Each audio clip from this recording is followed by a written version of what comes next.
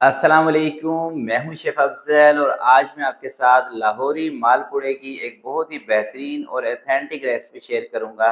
लाहौर के अंदर दोस्तों जो सुबह के नाश्ते में हलवा पूरी के साथ मालपुड़े खाए जाते हैं, उसको किस तरह से आप अपने घर में आसानी से बना सकते हैं, आज की वीडियो में आपको बताने वाला हूं। तो रेसिपी दोस्तों बहुत ही ज़बरदस्त होगी और परफेक्ट रेसिपी होगी।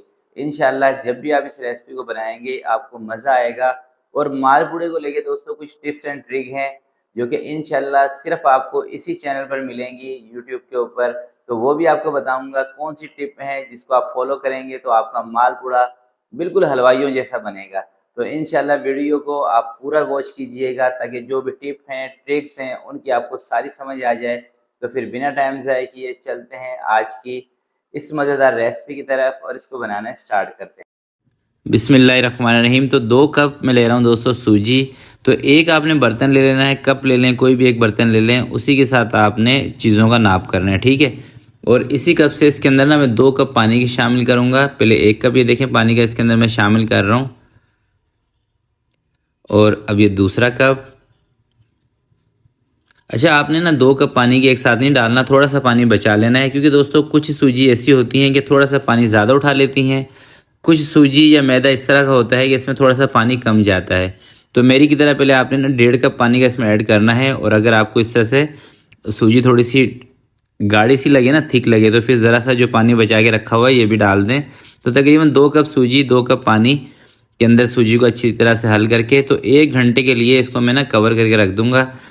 1 घंटा, पौना घंटा, 40-45 मिनट आपने सूजी को लाजमी पानी के अंदर भिगो के रखना है। इससे होगा क्या है कि दोस्तों ये मालपुड़े आपके बनेंगे ना, इसके अंदर चिड़पन नहीं आएगा, ठीक है, खस्ता बनेंगे और थोड़े से सॉफ्ट बनेंगे। तो इसको मैं कवर लगा के रख रहा हूँ 1 घंटे के लिए रूम टेम्परेचर पर।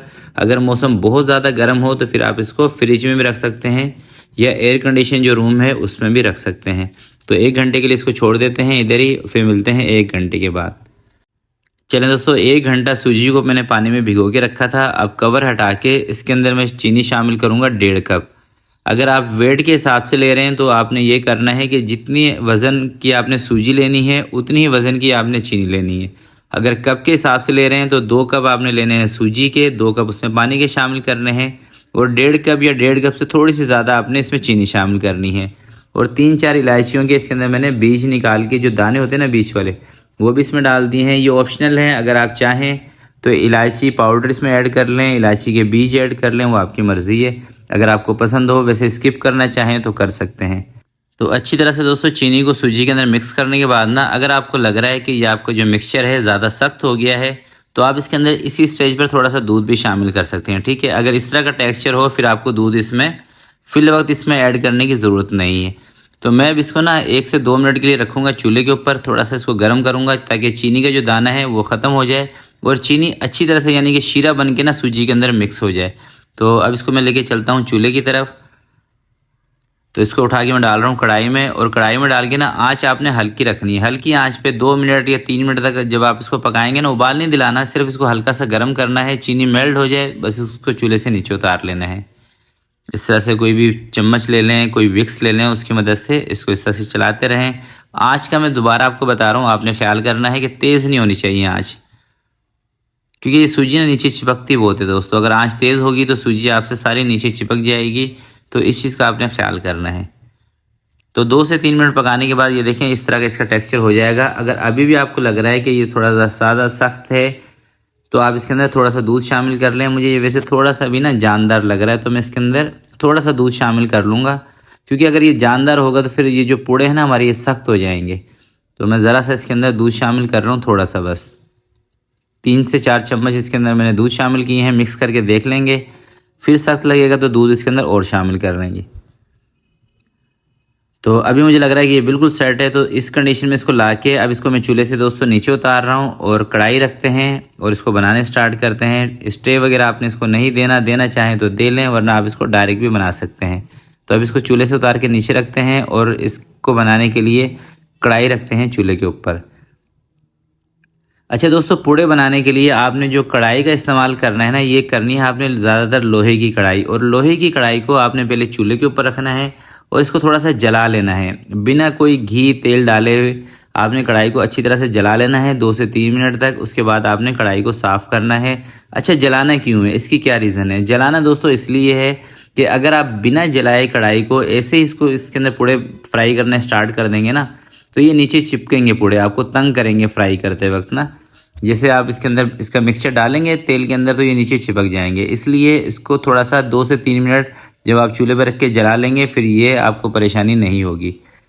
तो इस तरीके से बनाने हैं पूड़े। देखें, मैं एक एक 2-2 करके बनाऊंगा और कोशिश करेंगे पतला बनाएं। पतला बनाएंगे तो नरम भी बनेंगे। और इस तरह से इसको फैलाते रहें किसी चम्मच की मदद से या किसी डोंगे की मदद से। अच्छा दोस्तों, इसका फ्राई का तरीका भी आप देख लें। देखिए, आपने ना इसको बहुत ज़्यादा तेज़ ऑयल के अंदर भी नहीं फ्राई करना है, घी में, और बहुत ज़्यादा ठंडे घी में भी फ्राई नहीं करना। ज़्यादा तेज़ गर्म घी में फ्राई करेंगे फिर ये बहुत ज़्यादा कड़क हो जाएंगे। ज़्यादा ठंडे घी के अंदर आप इसको फ्राई करेंगे तो फिर बहुत ज़्यादा घी इसके अंदर चला जाएगा। ठीक है, अगर आप इसको देसी घी में फ्राई करें वेल एंड गुड है। अगर देसी घी में आपने इसको नहीं फ्राई करना, फिर आप इसको जो बनास्पति घी है ना, वेजिटेबल घी, उसमें आप इसको फ्राई कर लें। ऊपर से ये होते हैं थोड़े से वाइट, नीचे से होते हैं ब्राउन। इस तरह के एक दफ़ा आप इसको चंद सेकंड के लिए पलट दें ताकि ऊपर से हल्का सा इसका कलर आ जाए और नीचे से ये ब्राउन रहेंगे। तो इस तरह का कलर आएगा, इसको बाहर निकाल लें, क्योंकि बाहर आने के बाद भी थोड़ा सा इसका कलर सेट हो जाता है। तो मैं इसी तरह से सारे फ्राई करूँगा और देखिए किससे नरम मुलायम है ना। और इंशाल्लाह ये ठंडे होने के बाद भी ऐसे ही रहेंगे। तो इसी तरह से दोस्तों दूसरे पूड़े भी बना लेते हैं। और एक ही जगह आपने इसका मिक्सचर डालना है, फैला के नहीं डालना है। एक ही जगह आप इसका मिक्सचर डालेंगे तो मिक्सचर इसका खुद ब खुद फैल जाता है। यही पूड़े की खासियत होती है कि इसका मिक्सचर आप कढ़ाई में एक ही जगह डालेंगे फैल जाएगा। अगर नहीं फैल रहा तो इसका मतलब दोस्तों ये है कि या तो आपका ये मिक्सचर चिड़ा हो गया है, आपने इसको गर्म नहीं किया, या फिर ये ज़्यादा सख्त है। ठीक है, इस चीज़ का आपने ख्याल करना है। ये देखें, एक जगह मैं डाल रहा हूँ, पूरे में फैल रहा है। थोड़ा सा इसको और फैला दें और पतला कर दें। और ऐसे फैलाने से ना इसमें हल्के हल्के से ना जाल भी बन जाते हैं। जाली जो होती है ना साइडों पे, जिससे अभी आपको नज़र आ रही है साइडों पे जाली, तो जालीदार इंशाल्लाह आपके पूड़े तैयार होंगे।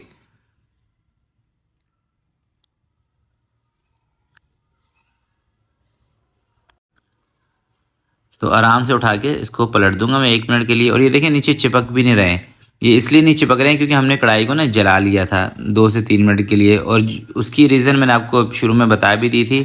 तो मैं इसी तरह से सारे पूड़े एक दफ़ा बना लेता हूँ और उसके बाद आपको दिखाता हूँ फाइनल लुक। एक पीस तोड़ कर भी दिखाऊंगा कि ये कितने नरम हैं, सॉफ्ट हैं।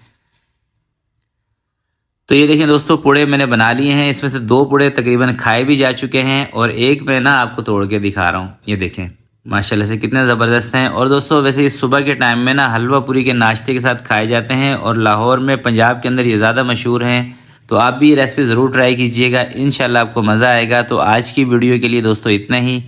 आपसे मिलते हैं किसी नेक्स्ट वीडियो में। तब तक के लिए मुझे दीजिएगा इजाज़त। अपना बहुत सारा ख्याल रखिएगा, अपने वालिदैन का ख्याल रखिएगा। अल्लाह हाफिज़।